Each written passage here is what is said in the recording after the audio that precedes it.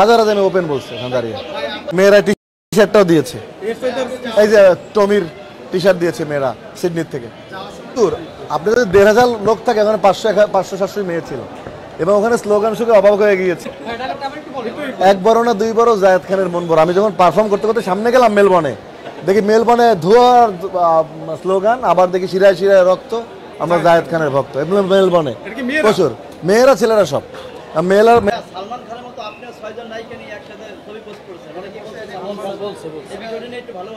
আমি তো সবসময় সালমান খানের তো দ্বিতীয় ভার্সন তো জায়েদ খান, তো জানেনি, এটা তো আপনারা সব দেখতেই পাচ্ছেন এবং অটো সেটা তৈরি হয়ে যায়। ভাই অবশেষে দর্শকদেরকে কি বলবেন বাংলাদেশে এসে? বাংলাদেশে এসে বলবো আমার ভাই না, এরা আজকে এবার নতুন কিনে, এরা এটা এটা নতুন রেবনের নতুন ভার্সন এবারে নিয়ে আসছে, গিফট করেছে।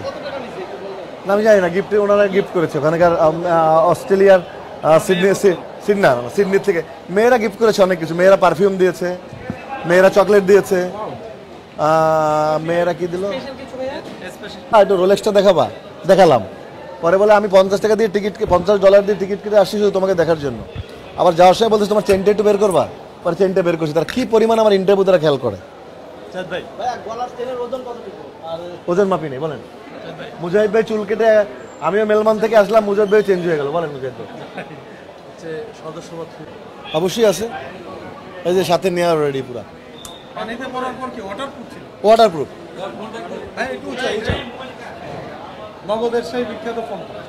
নগদের বিজ্ঞাপন যেটা সাকিব আল হাসান ফেলে দিয়েছে। হ্যাঁ জি, 3বার ফেলতে হয়েছে। না কাজের জন্য কাজ, নগদ বলেছে যদি নষ্ট হয় কিনে দিবে, নষ্ট হয়নি। এগুলো বললে তো বিদেশে গেলে অন্য কেউ দিবে না, এগুলো গোপন। তবে অনেক নারী ভক্ত যে এত বেশি বাড়ছে সেটা আপনাদের কারণে, এটা বুঝতে পেরেছি মেলবোর্ন আর সিডনি গিয়ে।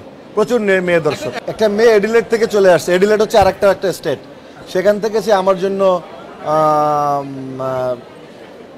একটা ছবি বানিয়ে আমার অটোগ্রাফ সহ সেখানে চলে আসছে এবং সে পুরো অনুষ্ঠানটা উপভোগ করছে। এবং যতক্ষণ পর্যন্ত না আমি সে গ্রিন রুমে আমার আসছে দেখা করতে পারছি, ততক্ষণ পর্যন্ত সে লাইন থেকে সরেনি।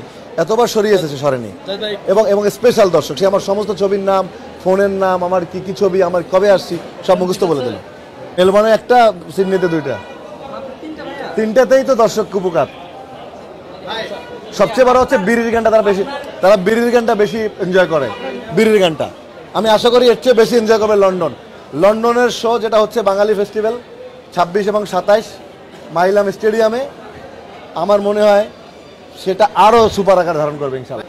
এই যে রেডিমেড কথা, সব ঈদের ছবি রিলিজ হলো, এখন প্রতি সপ্তাহে আমার সিনেমা হবে।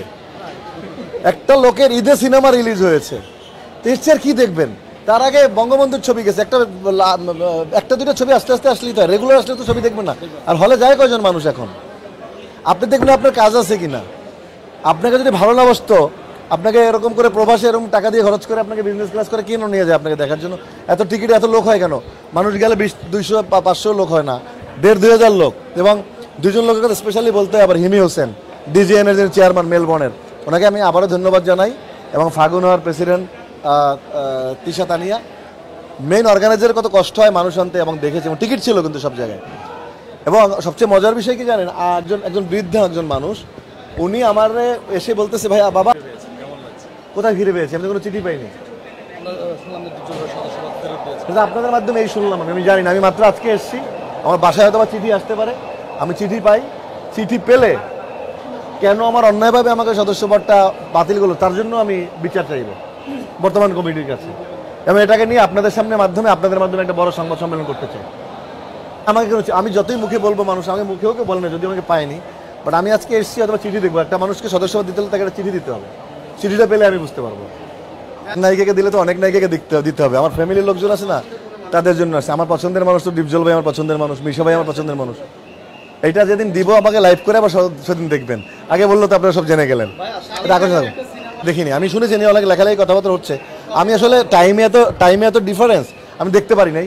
আজকের থেকে নামলো, আজকের থেকে আবার বাংলাদেশের কালচার দেখবো ইনশাল্লাহ, আশা করি। এদেরকে দেখে ভালো লাগছে। আগে আমি ভাইদের মুখগুলো দেখলাম, আর প্রবাসীদের প্রতি ভালোবাসা।